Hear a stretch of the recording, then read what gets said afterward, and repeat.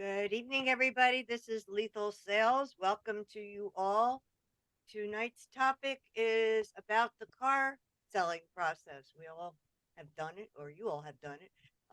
And if there's one thing that you absolutely hate about it, we want to hear about it and what you would do to remedy that situation. Larry, get going. Sure. My original suggestion was if you could change one thing about the sales process, what would it be? And I'll start the ball rolling with just the most simplistic thing. If we could get salespeople to just be better listeners, if we could just get them to really focus in to what the customers are telling them and what they want. Russell, I held a training class today. I'm in Florida. And I asked the question I ask in every damn class. What do you say to the guy who you walk up to, and before you can open your mouth, he says, don't even start with your sales pitch. I only have 10 minutes.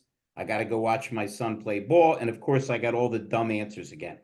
If we would just learn to listen a little bit better, listen to what these people are telling us to help us figure out what they want and what they need. And, I just think the whole thing would be easier. I just think that would make a big change if we could alter that one thing with salespeople.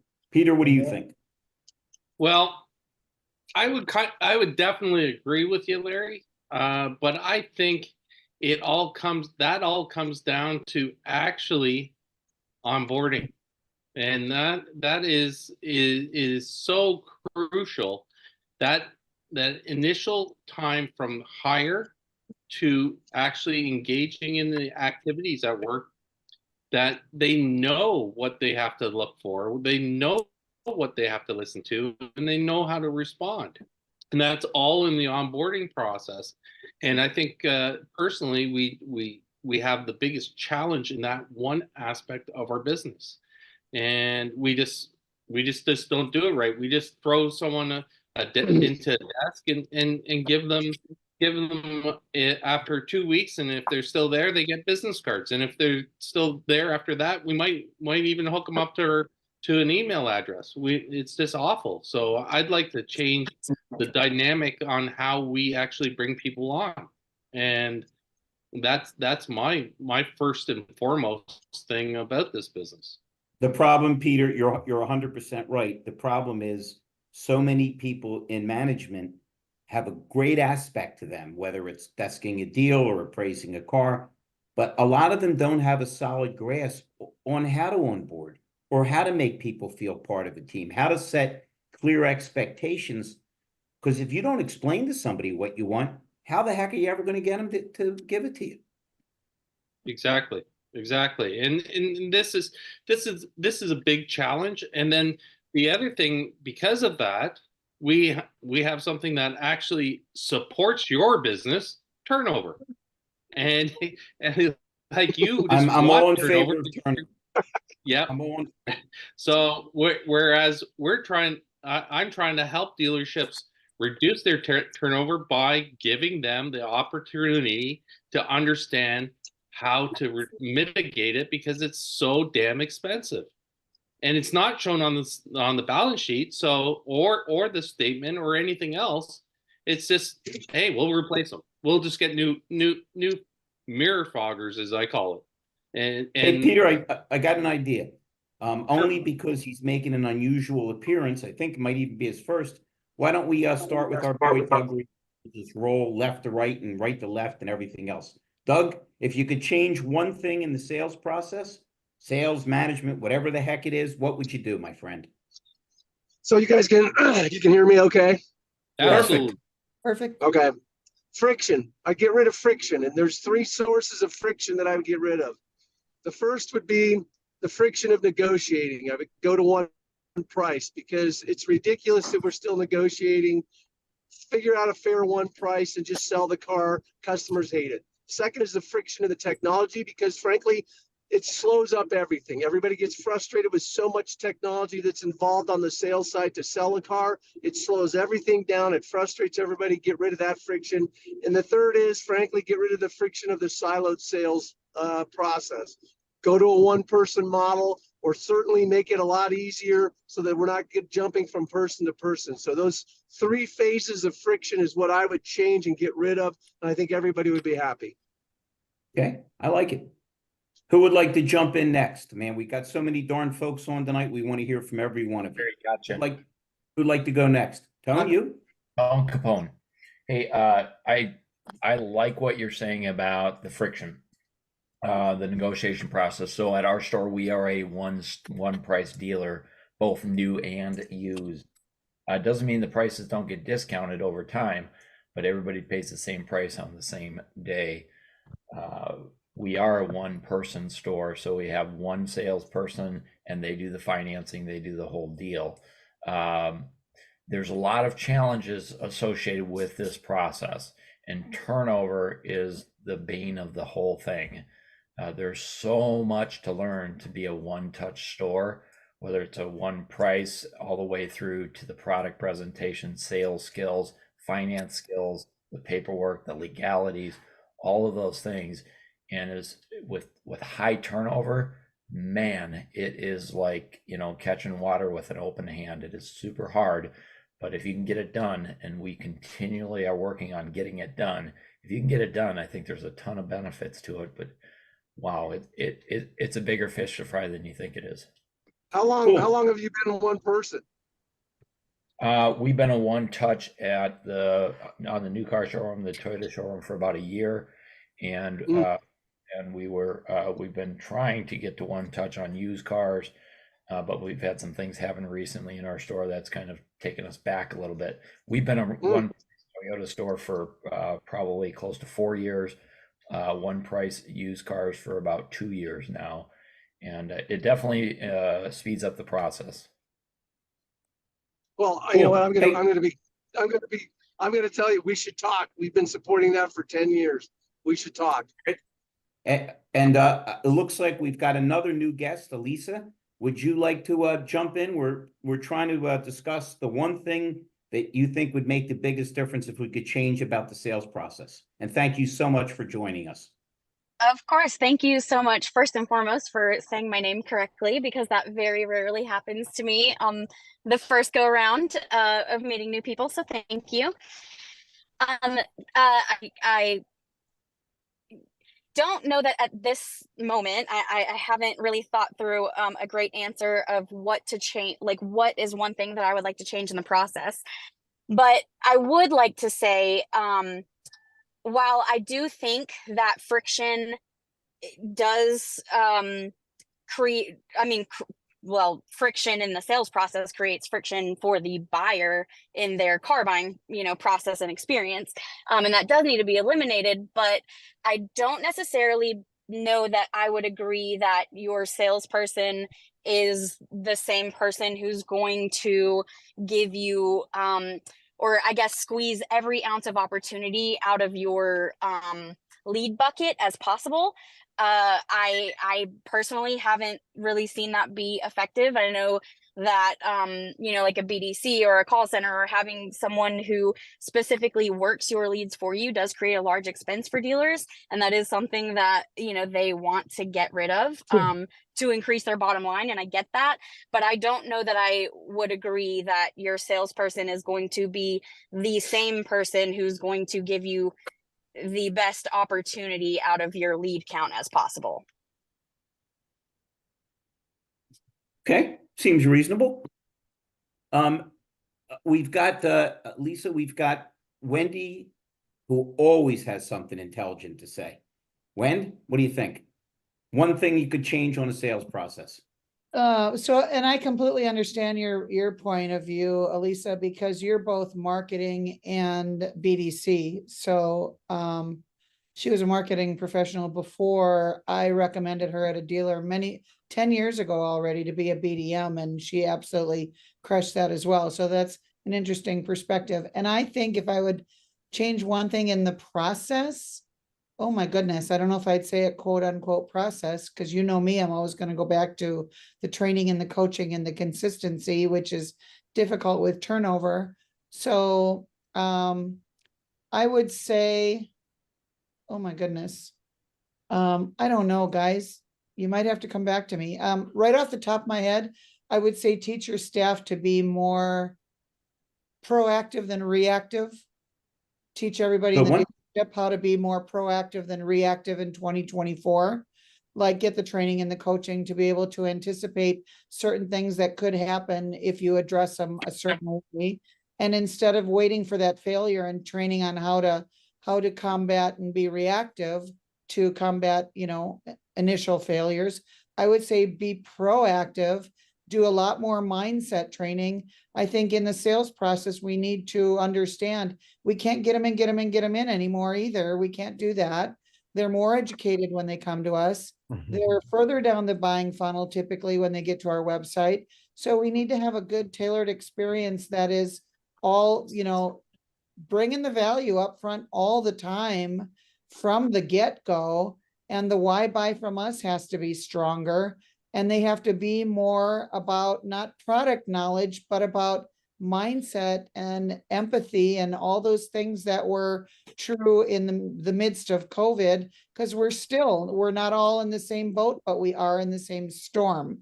And we have to consider that we're people helping people and inject more of that into the sales process, I believe. And don't make it just about the money. Wendy, for somebody that didn't have a good idea, that was a fabulous presentation.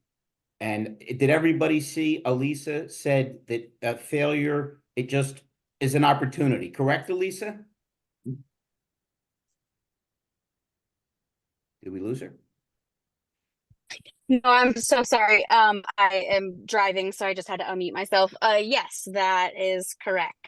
And I definitely agree with what Wendy is saying. And in fact, her and I have this conversation quite regularly. I think that for the majority of people in the world, I mean, definitely in our country, buying a vehicle is a very vulnerable experience. Very few people can actually go onto any lot and choose any car that they want and know that they are going to absolutely drive that car home. That just, it's not the way that it works. People aren't set up financially for that. And it is really vulnerable to sit down in front of someone and say, hey, look, like I, went through a rough period in my life and I couldn't, pay my bills for a couple of months. And so, yeah, I do have, some bumps and bruises on my credit report, or, yeah, I did like lose my job a few months ago. And so I did drain my savings. So I don't have any money for a down payment. Like these are things that it's not comfortable for people to talk about. It's very vulnerable. And I think that,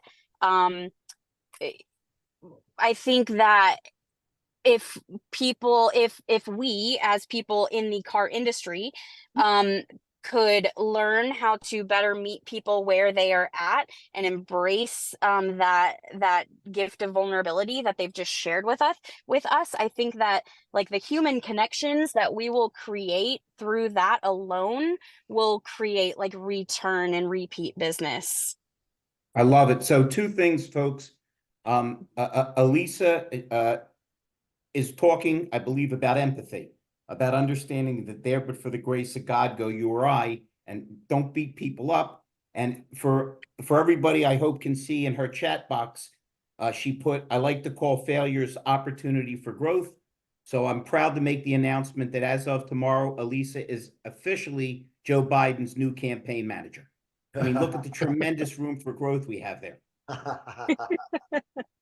And I suggest you get rid of Kamala right away and put Wendy in. I mean, shit, could you just imagine having Fred in the White House? How cool would that be? Actually, really funny. I mean, not that I would take the job or anything, but I actually am qualified for that. I have a master's degree in political science. Elisa, I just met you. I can already tell you're smart. Your thoughts make sense. The president is incompetent. Kamala Harris can't string a sentence together. And the guy in charge of the military on 2 war fronts has prostate cancer, and it was a secret for 5 days. An eggplant could do a better job than who's in there, and you would absolutely knock them dead. As a matter of fact, the hell with them. I'm running you, okay? I'll be the Russell Hill will be the fixer after I screw everything up. This is going to be very interesting. Brian Motes, we're going to expect a campaign contribution, okay? Beat up Zach McVicker. You were just calling him a cheap son of a gun. Maybe he can rectify. And he said it, Zach. I would never start any trouble on my show. Alisa, welcome officially to Lethal Sales, where the mentally damaged are always welcome to the table. Russell, Well, you're thank you. I laughing. appreciate love it. to hear you laugh. Elisa, Yeah. No, you're welcome anytime. We don't hold back here. We all really get along well, and boy, do we love good new viewpoints. Russell, man, you've been through every phase of this. You're successful as heck. You talk about a guy been through some bumps and bruises, Elisa. Russell Hill's been there, and all he does is help other people and be, and I don't want to sound corny, but a beacon for hope, because he's one of these, if I can do it, you can do it. Russ, if you could change one darn thing in the sales process, what would it be? Wow. And Elisa, thank you so much. Thank you. I just had to, now I have to scramble to think because I did. So here's the deal. Okay, I want to be real. 39 years I've been in this business. I grew up on the variable side. The same shit we're talking about right now is the same shit I talked about in 1985. Same stuff, different day. Probably and 1955 too, Russell. Yeah, it's not the salespeople's fault. It's not the onboarding. It's not the manager's fault. It's not the general manager's fault. It's the dealer principal's fault by hiring the wrong damn people. Okay. The people they hire are people of status. Okay. Everybody's familiar with that term. So here's my acronym for status. They're still too arrogant to understand success. That's status. Then they hire like managers around them. And it's just, yeah, I agree. Onboarding is critical and crucial and very important, but I'm sitting here thinking, I'm hearing the same stuff I have for 39 years. What is the definition of it, Sandy? There's one ray of hope. All of us in this room talking about it is one, and connecting the right people to help make things work. I was talking with an automotive group, Ancira Automotive Group in San Antonio yesterday, and they're looking for some sales training. Okay. And and he understands and he's a corporate guy. Okay. And then I got to thinking about Glenn Lundy. Glenn Lundy doesn't train salespeople. He inspires, motivates, educates, and he trains dealer principals, general managers, and managers. That's who he works with. He doesn't work with salespeople, to my knowledge, based upon everything that I know about the man, but he works with where the problem starts and ends, at the top, right? Everything starts at the top. And all the stuff I heard in here is great and good. And I hear, you know what? I hear it almost every single day, over and over and over again. But what's different in the last couple of years is that we're all talking about it, recognizing it, and focusing on finding solutions. And there's a lot of great solutions. In the next 3 to 5 years, if these people at the top don't get on board, they're not going to be in business. Somebody's going to buy them out, or they're going to end up folding, because you have to know who was it? Elisa said it. You have to meet people where they're at. Okay. You have to meet the guests where they're at. And with all of everything we're talking about, here's in one word. Okay. It's all about the guest, the client, the customer. Everything begins and ends right there. Right? Perfect. Hey, Duran, before we jump to you, I just wanted to ask Elisa, if we get her elected, can we make Russell Hill Secretary of State? He sure makes a lot more sense than Tony Blinken. With my criminal record, I'd never make it. I don't know. I might these days. You never know, right? Bro, you'd be a natural, okay? My board and my cabinet and I will put it under advisement. There you go. Man, you know what? I like this lady. Yeah. Duran, we're discussing one thing that you would change in the sales process. And you always have a good idea. For anybody that doesn't know, some of you are new to the program. We between Duran and Wendy, we got 2 of the premier BDC people on the planet Earth, and Right 2 of the on. nicest people. Yep. And Martha, Duran And Martha. Oh, Martha. Where's Martha? Should be in the All right, bottom Martha. corner. Martha. I'm so sorry. I didn't see you. I have to be really liquored up to be on this show, so of course my vision gets blurry. I'm so sorry, Martha. Martha, we'll go to Duran and then to you, if that's okay. You can let Martha go first. Let Martha go, please. That's cool. Okay, Martha. Duran has deferred to you. You're on mute. You got to unmute. I'm trying to be a gentleman here. So, and I like to hear what she says. I think she just cursed me out in sign language. All right, Martha, Martha, we're going to go with Duran. Martha's there There we good. go. There you Okay, go. There so you go. I'm so sorry. I don't know. I'm on my phone and it's so hard sometimes to unmute. Hi, everybody. No, you guys are so funny. You know, going after what Russell said, I think what I would change on the sales process, it's accountability. Accountability to the management team. And it goes back to what Russell was saying, you know, the principle. The principle has a lot to do because they go ahead and decide to hire sometimes. And when we hire the management teams, a lot of them, they don't want to be responsible. Okay. And like I tell the managers around, you know, in my organization or any other places, to me, when you hire, it doesn't matter if it's a BDC, a salesperson, a parts department, you know, service advisor, they're like our kids, you know, they're gonna behave and they're gonna do as we let them. Okay, so we gotta guide them. And I always tell them, this is my philosophy. Why we are so strict with our kids? We put rules, we hold them accountable for certain things. But what we don't think is that we make money to spend it on our kids, right? Why are we letting our teams do sometimes whatever they want when they have to make us money? You know, if they don't follow the processes.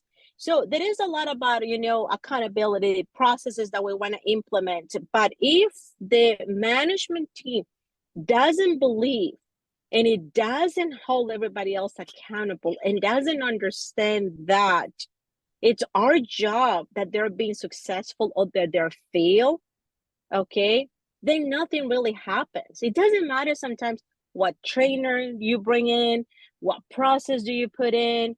I mean, if it's a BDC, you know, the one that was right, if it was the salesperson, the ones that it was right, the management team has to buy in. And that's the problem. And I have seen some principals have great ideas. They really want to implement certain things. And the management team is the one that comes and goes like, nope, hold back, you know, and push back and tells the principal, no, that's not working. No, that trainer doesn't know anything. Oh, that vendor, you know, that process, it's not what we need. But it's just because they're not being open-minded and not remembering that, you know, they have to hold themselves accountable because the Martha, I success of agree with you. everybody.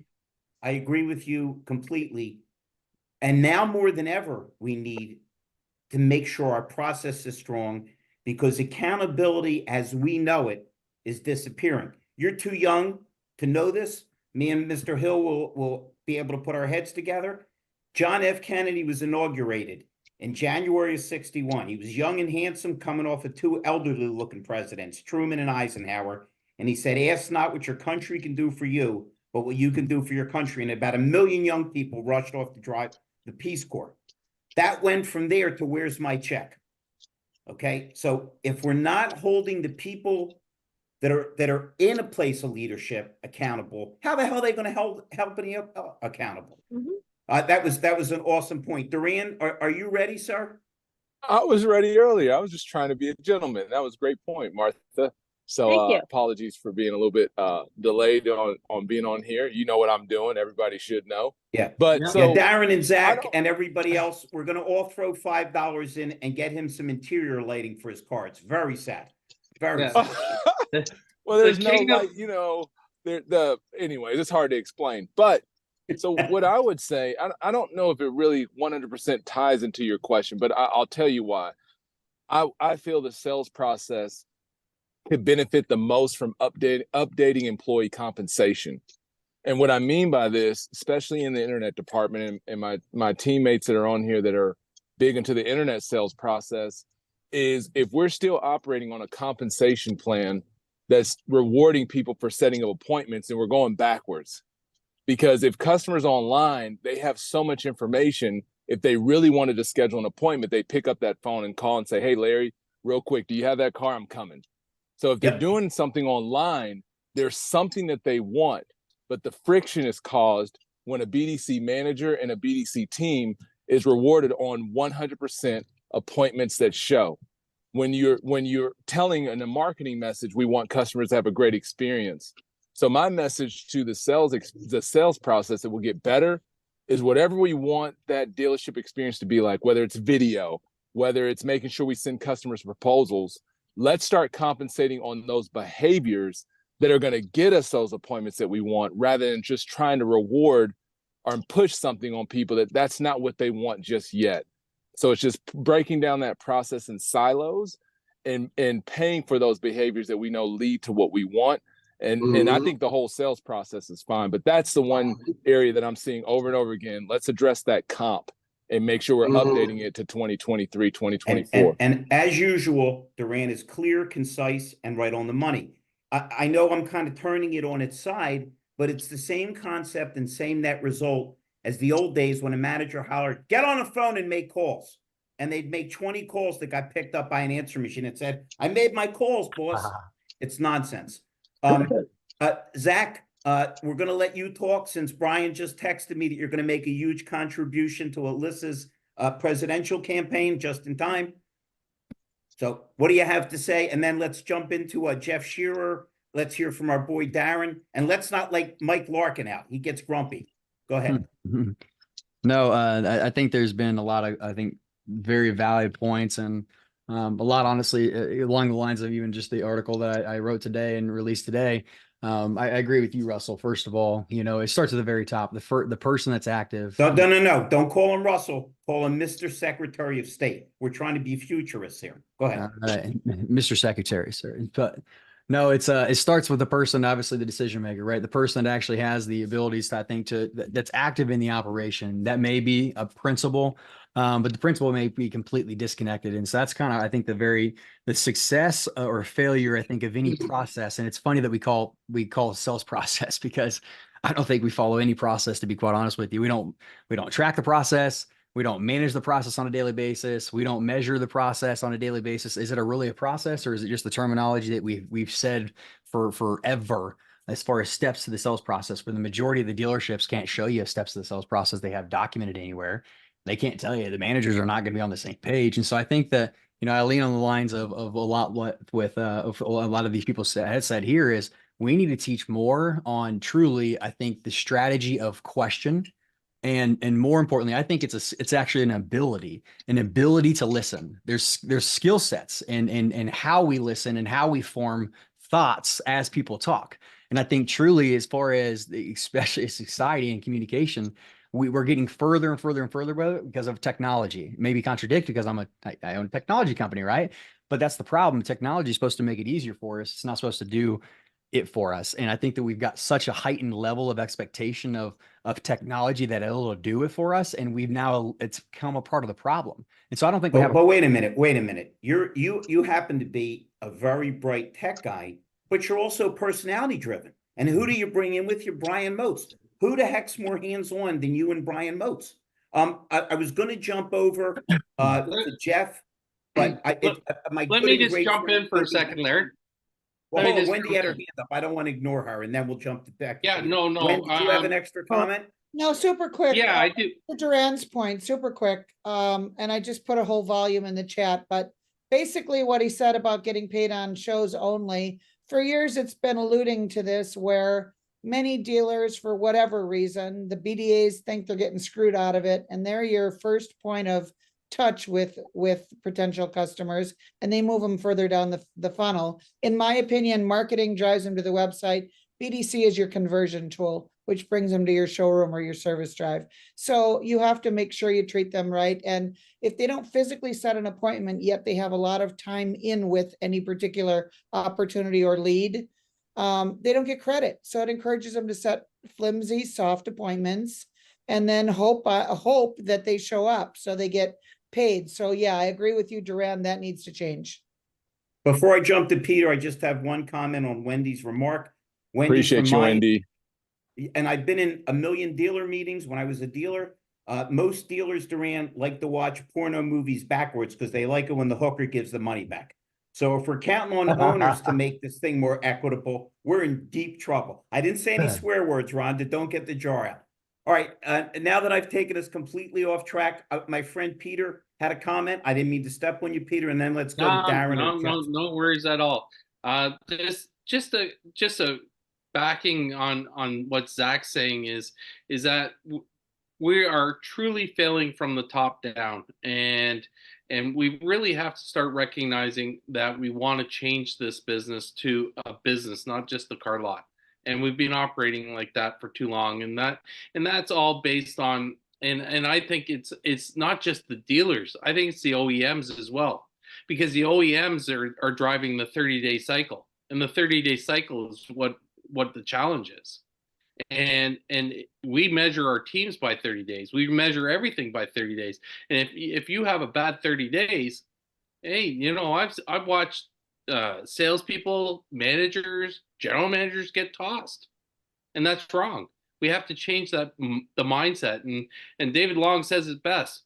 We gotta start with step 0, which is the mindset and the attitude. So let's address that too. Perfect. Darren or Jeff, and then my boy Mike Larkin, and Kelly, we didn't forget about you. You know that. Darren, would you like to jump in and tell us what you would change about the sales process? Yeah, I'm going to be a little biased here because I'm the fixed ops guy. So I'd love to see the sales to service handoff actually happen. And when it does happen, not be a shock to everybody in the service department that the salesperson's back there with a client in tow and the service department gets embarrassed. They have no idea what's happening. There's been no communication between the sales manager and the service manager. They've got a sales process. I mean, it's in a book, but no one's following that process, right, Zach? It just doesn't happen. And you know, Darren, you are 100% right.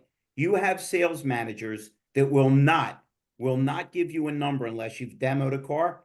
But what they should also do is make sure you don't complete the deal unless somebody's taken a service walk. Because if we don't tie in the service end with the sales end, we're eliminating our long-term and short-term prospects. So you're so Peter just said, we're not running a car lot, we're running a business here. And how do we curate that follow-up? How do we get that person to get sticky to the dealership, to want to come back, to want to experience it? Because, you know, we didn't just sell the car and make $5 grand, $8 grand, 10 grand on the deal front and back. You know, we need to sell some tires. We need to sell another car in 2-3 years. We need to release them. We've got to let something happen and break and experience the extended warranty. Like, how many people have come back a month after, a year after? Hey, I had something fail in my car and I didn't know there was a warranty on it. Like, what are we doing here? We're not communicating properly, which goes back to my original premise. We're not listening. How about if we do Mr. Larkin? I can just see the thought bubbles coming out of his head, and then we'll jump to Jeff Shearer. And Will, and we didn't forget about you or Kelly either. I didn't know there was such a thing as thought bubbles. So 2024, the word is dominate. Lee Iacocca, his famous quote, says it perfectly. Lead, follow, or get out of the way. The top-down approach and mindset is bury the ego, okay? Things have changed and are gonna change. If you're not gonna change, get out of the way. That's all I have to say. I'm Mike, and I'm dropping my mic. Damn, man, damn. By the way, Mike, that's not my favorite Lee Iacocca quote. My favorite Iacocca quote is when he called somebody and said, "I knew Chrysler had problems. I didn't know they had this many problems." Remember, Russell? He had 37,000 K cars that had been reported parked behind the building. Hey, Kelly, why don't you give us a nice lead into Mr. Shearer and our good and great friend from Brazil? All right. So I have to start with Larry. This is what I did over New Year's. Good. Did you enjoy it? It was a great read. I do suggest it. It was wonderful. And the one thing, if I had to pick one thing out of wait a minute. things, You Kelly, you broke up. Say that part again, the whole thing. I'm only kidding. Go ahead. Out of all of the things that I would change about the sales process, I would put customer glasses on everyone in the dealership and work on emotional intelligence, because I think more emotional intelligence would allow for more people to be open to the training, to the changes, to meeting the customers where they are, learning to communicate. I think that it starts with emotional intelligence. And I think that in general, over time, that the sales field has allowed people to come in and shut down their emotional sides and push for a very, the old school method of selling is completely against anything that's emotional. And you see a lot of the best salespeople are ones that quickly make an emotional connection with their customers. And buying the car is just one of the pieces of a larger experience, and it makes it so much easier for clients to buy. It reduces the friction and everything short of, well, actually, it would probably also help the hiring process and the window fogger situation as well. You're 100% correct. So I had a I'm class just gonna today. grab that for a second, Larry. The Yeah, please. customer glasses on leadership, that is absolute fire. How many times have we told the dealer principals to go to their own website and try and buy a car? If they actually did and they actually had the customer glasses, they would be screaming mad because it's just horrific. So I applaud that tremendously. Thank you. Yep. Kelly, I taught a class today. I'm a little insane. I like to teach my classes for about 3.5 hours without a break. And I had a kid from the Morgan Auto Group, I won't say his name, who I'm converting to Gettle. And he hugged me and he said, Mr. Feldman, that's the best training I've ever had in my life. And I said, what did you learn about cars? And he laughed. He said, nothing. I said, right, because we forget it's not the car business, it's the people business. Oh, Brian Motes popped up live, not a picture. Brian, how about if we jump to you and then we'll get over to Jeff Shearer. We still got Willen. We still got Michael Barish if he'd like to come out of witness protection program. Well, I'd say there's certainly some theoretical things that we talked about, listening to everybody else around, mindset and leadership and things of that nature. But if we're going to get tactical, the one thing that I would change about the sales process today is that it would be a fully uni-channel experience. And regardless of how a customer engages, whether it be online or in store, that we're using, the digital tools now with, when you got A to Z, you got Goobagoo, you got AutoFi, the tools are out there now that are fully transactional. And there's no reason why you don't have a singular sales process, regardless of how the consumer chooses to engage, whether they, like I said, engage online, they engage in the store. There's no excuse anymore for not having a digital experience and a digital process, using a tablet or a touch screen to be able to present deal numbers and work with the customer or client, regardless, the same way, regardless of where they're engaging with you at. And I think that would start to really, in my opinion, if you have a singular process and you look at all consumers the same, you can now start building a process that no matter how a customer engages, no matter how they come back or forth, if they start in store, go online, start online, go in store. If they want to do fully online, fully in store, it doesn't matter.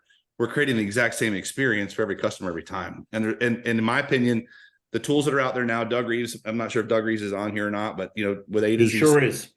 With A to Z sync, right here, with AutoFi, with Roadster, with Goobagoo, these tools are all now fully transactional. So there's really no experience, there's really no excuse why you can't provide a digital experience and why you can't treat every customer and every client the same, regardless of how they choose to engage.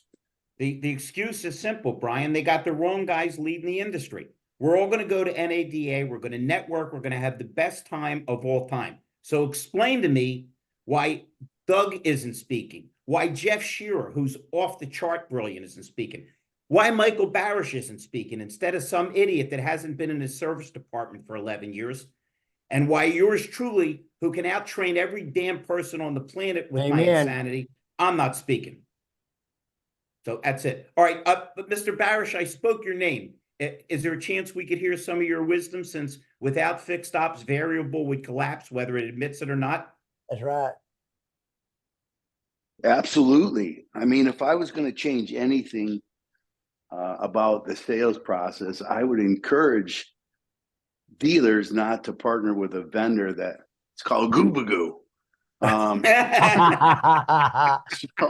So all seriousness, I would change and coach, teach, and train to remove silos in the dealership that exist because 98% of every dealer principal in the country grew up on the variable side. Yep. And they don't speak fixed ops. Well, as a professional fixed ops director, now a trainer and consultant, and an NADA graduate, I'm bilingual. I speak both languages. Wait a minute, Michael, this is important because I respect, besides everybody that doesn't know, me and Michael are best buddies and I love and respect the guy.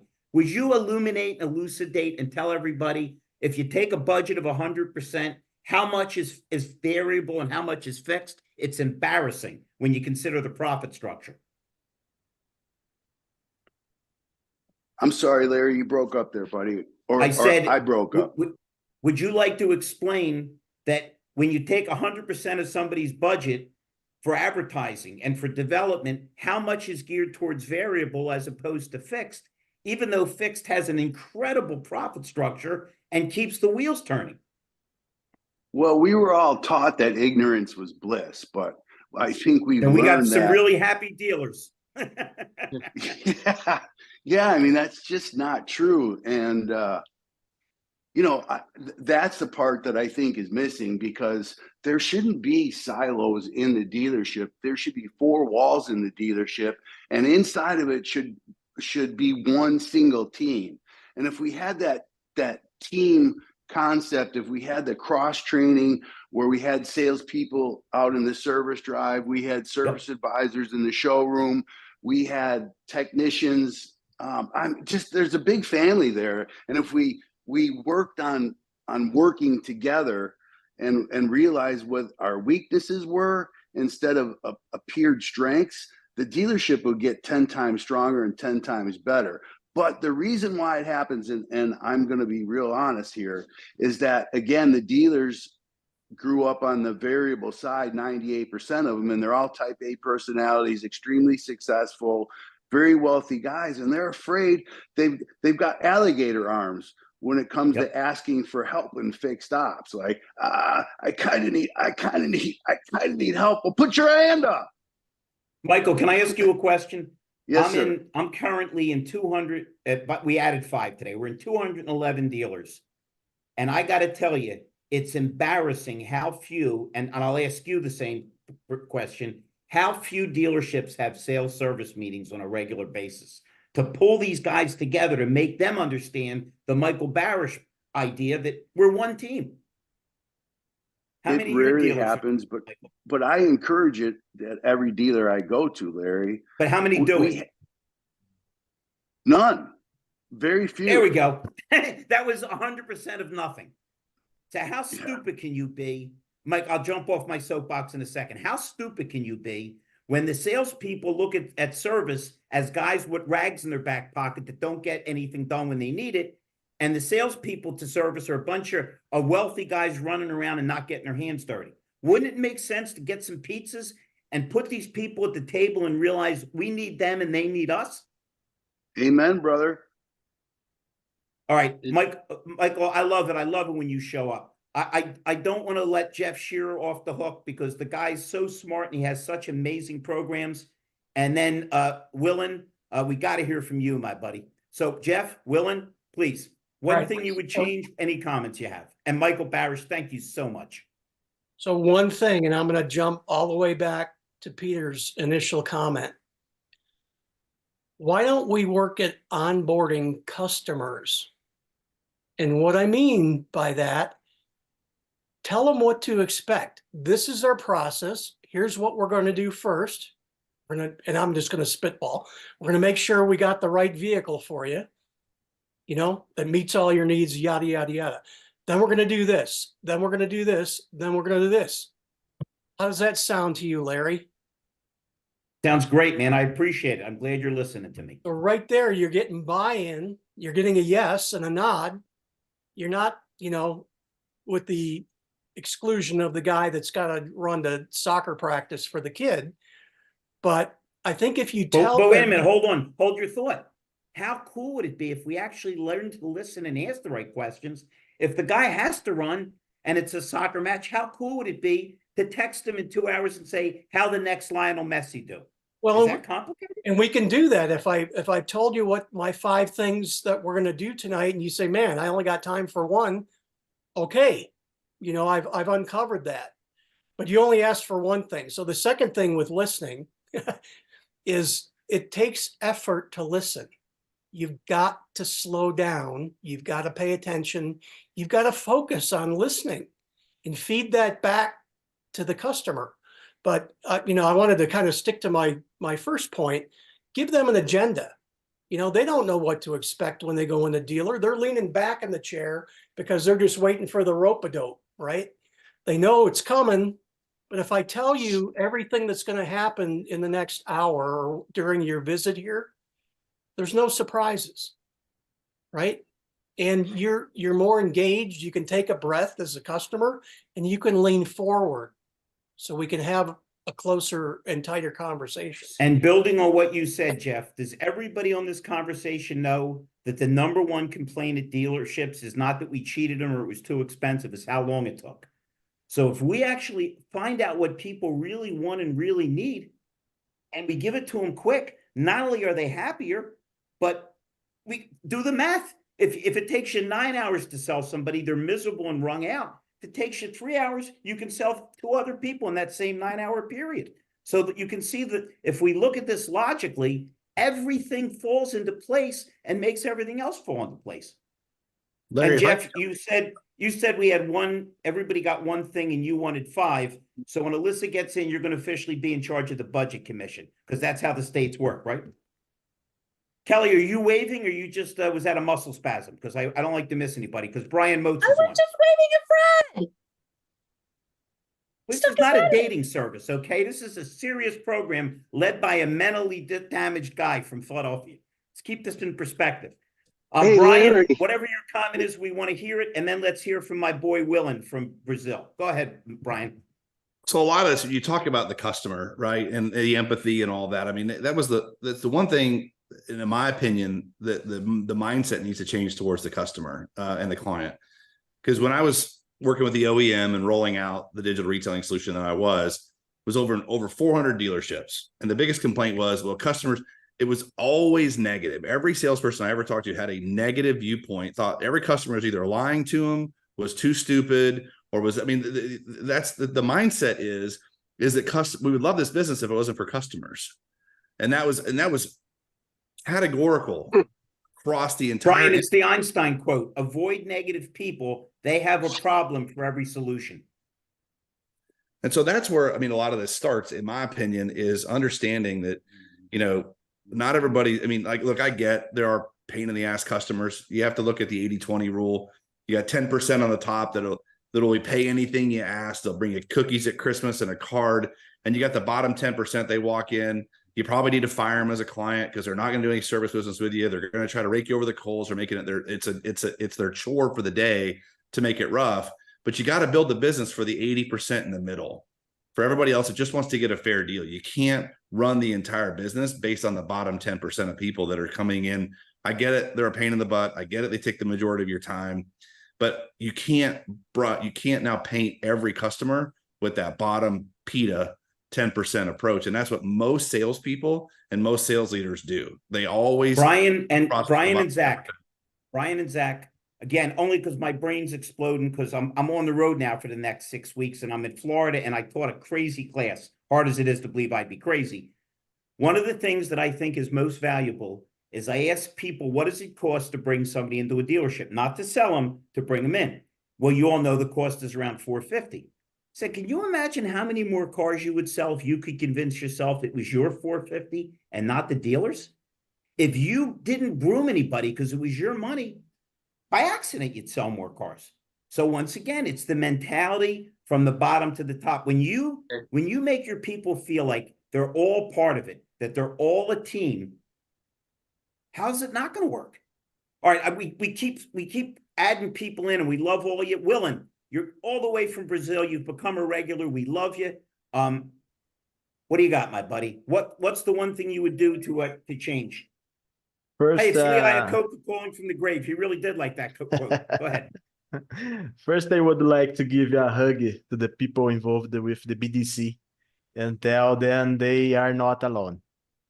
No, you don't want to hug Wendy. Fred is very jealous. You don't want to get killed by Santa Claus. It'd be too weird. In the even Fred for too, in the Brazil. Fred too. Well, and the 2 points to be worked on. Then the first, reducing the bureaucracy in the vehicle building process, digitizing what can be digitized, and review the sales process to improve customer experience and optimizing the time. And the two is, the second is transforming the mindset of salespeople and managers for the present and the future. Understand that the past sales will only turn in the new sales if they are followed and treated as human, not just as numbers. The clients are people and not numbers. It is this. Love it. Love it. Hey, folks, I got to tell you, okay, you know, I have a tremendous affection for every one of you. Peter, can you believe that it's 7:57? Felt like a 10-minute call. And I think we got everybody in. Does anybody have any thoughts, any comments? Because, man, Yes. we love to hear them. And we are so grateful that you're all here. Please come in as much as you want, as often as you want. I have one last thing that, based on all the conversation that was said tonight, one thing that just glaringly came to mind was the misnomer that we have control. We don't have control. The customer has the control. Customer always has the control. It's the customer's wallet that comes out and buys when they have that. They're heard and they've reached their perceived value point. So we got to stop thinking on that mindset that we have to remain in control. We're not. We're just helping them on their journey. If we travel down the pathway that everyone has discussed tonight, the customers will be more engaging. They will be more open. They'll be more convinced that we are no longer peddlers, but trusted advisors, and that's the goal of any salesperson.